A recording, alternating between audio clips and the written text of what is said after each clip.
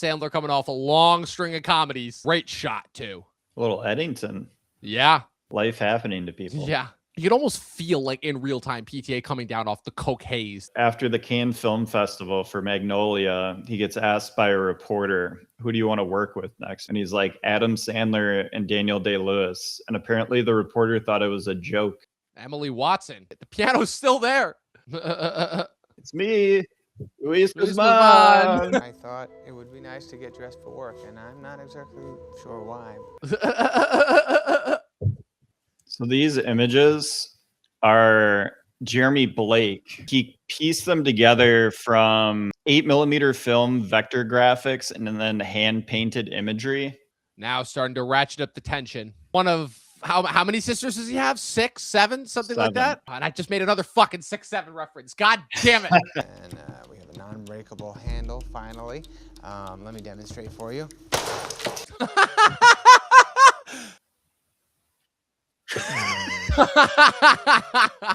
The score is so awesome. anxious. It is one of the biggest pain in the asses in the world is trying to cancel your gym membership. The back and forth multiple times. I think the first one is David Chase's daughter, who played Meadows' friend in The Sopranos. Robert Smigel! Barry, I'm a dentist. Barry, I'm a dentist. Being alone in the supermarket, surrounded by endless options, but yet it all feels the same. The first kind of OnlyFans. It's $2.99 per minute for the first half hour and $1.99 per minute after that. Hey, that's not what the ad said. It's not what it said. Or like fucking OnlyFans bots will hit me up on Instagram and I'll just like start fucking with them by letting my autism take over. Nope. There's nothing remotely sexy about this. Shame. Looking away, camera. It's also one of the only instances where a stalking turns out to like actually result in a passionate love affair. He's still holding the phone. So you just bought a ton of food to redeem for frequent flyer miles, showing his obsession with keeping everything neat and orderly. A classic example of neurodivergence. Somebody might have used my card. I don't want to be a dick, Rico, but that could really hurt somebody. Yeah, I punched some glass, asked my brother-in-law for a shrink, started crying randomly. Oh, that old, what are those things called? The old Rolodexes of numbers that you kept? I think it was a Rolodex. I'm getting anxiety just by watching this. Wait. What's that line in Face Off? Lies, double dealings. This is starting to feel like a real marriage. Yeah. Oh, there he is. There he is. They look like they're those guys. Whoa, what kind of enforcers are those guys? Those guys look like they're fucking 15. 1 million frequent flyer miles. George Clooney from Up in the Air wishes he could do that. Oh, what a crazy sound design. Yeah, I was about to say. Just take a microphone and put it in like a blue bucket and just shake it. Go to Hawaii, 51st States. Hey. The infamous Paul Thomas Anderson run. I don't freak out very often. Bullshit. Oh, shit. I love the gagging noises that he's making while he's running. Gotta read the fine print. I had this plan in my mind. I had a vision of it. He's like, whatever you do not tell my sisters. He's still wearing the suit. Fine, I hate you. Leave me alone. I'm sorry, baby. Please, I didn't mean to say all that. There's the shot of the movie. Wonder how many times I had to rehearse this in order to get it right. I want to chew your face and I want to scoop out your eyes and I want to eat them. What? Oh, shit. Nice. Hell yeah. This is why you don't mess with dudes that work out of storage warehouses. Nobody says that to me and gets away with it. Somewhere in Utah. Still holding the phone. Seems like you had a lot of stuff to figure out. Yeah. Seems like you figured it out. Shut up. Just shut up. Shut up. That was Punch Drunk Love. As you said, what if the sickest fuck you knew wrote a romantic comedy? And well, here's the result. Man, there's a reason why this is still in my top 5 PTA.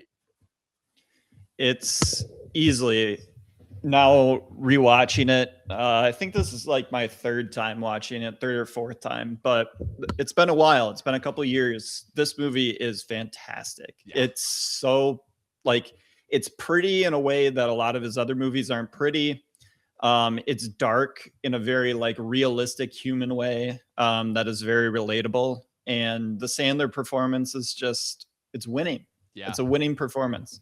Yes, exactly. Could not agree more. Yeah, it's I've never seen a movie that quite captures what it feels like to just be like obviously because you've had rom-coms before, right? You know, the whole guy meets girl, guy falls for girl, guy's nervous about it. But like, I don't think I've ever quite seen a movie that captures like quite specifically those like feelings of neuroticism of like how we as specifically as males go through that feeling of like, oh, she likes me. Oh, how did I fuck up? Oh my God, it's actually working. Like the insane highs that are matched by the lowest of lows when we think it's not going to work out. And I still haven't quite seen a movie that captured that feeling quite like this since. Yeah. It's really special in that regard because it really is taking the loneliest person in the world and just coming up with the only way that this person could get out of this situation. Yes. And you know, he's starting the movie off by asking like all the right questions, you know, trying to get a psychiatrist, you know, trying to do that sort of stuff. But with, you know, only in the movies, but by calling this sex line and having all of this misadventure happen to him, he couldn't have found a better way to psychologize himself. Exactly. It's kind of the only way. It's Yeah. actually kind of funny where it's like, again, it's like, I forgot that phrase, but it's like, it's like freakiness begets freakiness or something like that, where it's like only by like having those interactions that he does in the movie does he learn ultimately to finally accept what it is in his life that is good. And the irony being that even though his sisters and his family are the source of all of his pain, without them, he never would have met Lena, you know? Exactly. Yeah. And I mean, just the symbolism of the harmonium at the start, Yes. you know, it's this broken, discarded thing. It looks like another thing that it's getting confused for all the time. Is that a piano? Is that an organ?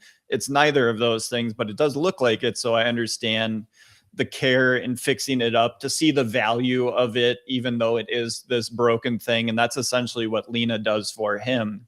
She not only like loves him, but she wants to understand him. She wants him to be able to tell me the pudding scheme, and then be like, well, that's amazing that you figured that out. And, you know, getting into and understanding his mind is essentially what helps him to solve his major problem, which is how can I be more accepting of the world so that I feel less lonely? And the Sandler piece of it all is really interesting too, because even though again he continues to do like the schlocky comedies and obviously his the rest of his 2000s, aside from a couple, like he's got Reign Over Me, he's got Funny People, but for the most part, a lot of the stuff that he puts out in the 2000s and early 2010s is stuff that people would like to forget. But this is such a crucial, important movie, because to me, without this movie, he doesn't get Meyerowitz stories. He does not get Uncut Gems, and we don't have the Sandler that we have now, where I said this when me and Dustin did our Sandler Hall of Fame back in December, which is that, like, I say that this right now, the 2020 stretch that we've had with Sandler is the best stretch of Sandler that he's ever had with his career, probably since he broke out in the 90s. And that's all thanks to this movie. I completely agree. And I think Sandler owes a huge debt of gratitude to Paul Thomas Anderson, the focus of our watch-alongs here. Yes. I think PTA found the key to Sandler and his performance style. And himself, too, I would say, because all of his movies, there's a reason why all of his movies after this are much more so similar coded to this movie than the 3 movies that he did prior to this. Yeah, and it's essentially taking the comedic character that Sandler had used in many of his movies, the kind of like boy adult that, you know, acts like a, you know, 12-year-old constantly, even though he's in the body of a 30-year-old.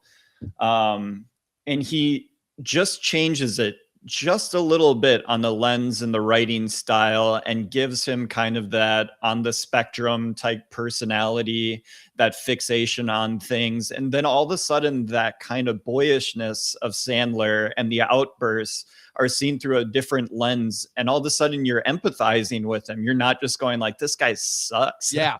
Yeah, it's pretty crazy, honestly, because again, it's similar because the Safdies talked about this, and the reason why they framed Uncut Gems around Sandler, why they never saw anybody else being able to play that part, even though they considered a lot of other people who would have killed it as Howard. But the reason why, like, you needed Sandler for Howard is because it's an amalgamation of everything that he had done throughout his entire career. And whereas, but in a way, Paul Thomas Anderson was the first person to capture that, because he saw something in all of Sandler's comedic parts, like a sadness, a tragedy to all of those wacky over the top characters that he was playing in all of his throughout the 90s and early 2000s leading up to this movie. And really kudos to him for recognizing that, the fact that there was so much more to Sandler than just the goofy, silly, juvenile who refuses to grow up, because that's the difference between Sandler and all those other guys that would do like the man-child performance. To me, that's the biggest difference between Sandler and Will Ferrell. Is Sandler in all of it, those 90s movies, wants to grow up. He wants to progress, but the world is not letting him, versus Will Ferrell had his characters, forget the world was trying to get Will Ferrell to mature, and Will Ferrell's characters just had never any interest in maturing. That to me is the key difference. And the people like Paul Thomas Anderson, like the Safdies, recognizing and seeing that in all of Sandler's comedies. Again, it's the reason why we have the Sandler that we do now. Yeah, and the Ferrell Sandler comparisons, they'll just always exist just because of the timing and everything. But like Ferrell, it sounds like I'm cutting him slack, but like he's just a performer. That's what he likes to do. That's what he does. Right. He gets told what to do to a certain extent, and he writes his own skits and stuff, but like that's what he wants. Sandler is an artist, man. Yes. Like Sandler wants to be behind the camera. He wants to be writing his own stuff. He wants to be acting and performing. Like he's the entire package. That's what he's always wanted to be. I mean, he's a musician. Like anything he touches is art to him. So like Ferrell is just his own kind of thing, and Sandler is his own kind of thing. Ferrell's great, but again, there's a reason why whenever Ferrell has delivered dramatic work, it has always been dependent on the director, and it has almost never, ever broken through. Like All of This Must Go, Stranger Than Fiction. There's a reason why all of those movies have kind of like, even though we know Ferrell's capable of great dramatic work, but there's a reason why none of that stuff has ever broken through the mainstream. Versus Sandler, again, these are the types of performances that we praise, in addition to the comedic ones. Honestly, one of Ferrell's best performances is the Lego Movie. Yeah. It's unbelievable. Yeah. Like it unlocked just a little bit of something that you could see him doing potentially later in his career. I still see something in there, but the Lego Movie unlocked something for me. Yeah. I mean, it is kind of what he unlocked in Buddy, his elf character, which is kind of now in hindsight, his kind of punch drunk love, where you're like, like there is something even more than the comedy. Yeah, than the goofy, sticky comedy. Yeah. I could agree it's kind of that both Sandler and Ferrell have a little bit of the Tom Hanks to them. Yeah. Tom Hanks famously started as a comedic actor and then turns to drama and literally becomes America's just dad. Like everyone relates to him. That now, Sandler can do that now, and Ferrell, I think, just needs to get with the right creative people, and I think he can pull it too. But like, just watch Sandler the next time and relate it to Tom Hanks, and only Tom Hanks can do certain things and you root for him. Only Sandler can do certain things and you're still like, I want that guy to win. Yeah, I feel like, again, Jake Kelly, he was trying for something that just missed, and I feel like that was mostly because of Bomb Back. And again, Sandler's done great work with Bomb Back before, but I feel like just everything that he's been doing in terms of like the awards that they're trying to push him for the awards is just like a makeup for Uncut Gems. But Sandler needs like one more like great creative term with like a director that really, really knows how to use him well. Like, it's funny, and this is the last note that I'll leave this on before we get out of here, is that I kind of equate PTA and Sandler's work together in this movie with Josh Safdie and Timothée Chalamet with Marty Supreme, where both of those movies, both of those kind of director-actor pairings feel like they've both reached like a certain apex point in their career, a point of collective maturity, if you will, where there's this collective reasoning of, it's like, okay, we've done all this work now, like, this is our next level. This is like our peak. And like I talked about that a lot when Marty Supreme came out. It's part of the reason why Marty Supreme top centers is being my number one of last year. Yeah, I think that for the Safdies to even go up another level, Marty Supreme was fantastic. It really is a culmination of everything that, Uncut Gems kind of unlocked. I think they have to be able to, Josh Safdie especially, to gear back a little bit. Give me something a little bit slower that doesn't have quite the breakneck speed, and let me see if I'm still as interested by the end of it. Because we know what he can do. Yeah. So you know what's so funny about that? I don't know if we're gonna get that from Josh. I think we could definitely get it from Benny. I don't know if we're gonna get it from Josh. I really don't. Yeah. And especially after everything that happened, when that article came out about all the shit that went down on Good Time, as far as that being the reason for the split. I don't know if and when we're going to be seeing the next Josh Safdie movie. I mean, all that stuff could blow over. It certainly affected the Oscar chances, but I don't know when we're going to get another one. Who knows? I don't want to be an oracle of potential bad things. Me but neither, but it happens. Anyways, Luke, thanks again for doing this with me. We'll be back next week. We're doing Magnolia. We're getting the Juggernaut out of the way. 3 hours. You call me lady. Don't you call me lady? Oh, I can't wait. I can't wait. Oh, we are locked in for next week. 3 straight hours. Oh, man. Where can the good people follow you on the interwebs? Franchise addicts everywhere. Check us out there, man. This has been awesome. The last couple episodes have done really well from view standpoint, so let's keep it up. Real forward to what they're going to be doing next, man. Because after Magnolia, we're doing Licorice Pizza and One Battle back to back, so that's going to be really fun to see how those go. Yep. You guys can follow me with everything going on at Movie Nerd Reviews across all platforms, at Official Talking TV Podcast across all platforms, Spotify, YouTube, the whole deal. You guys know that bet. And as always, people, 12 seasons in a short film, and watch more fucking movies. We'll see you guys next time. Peace.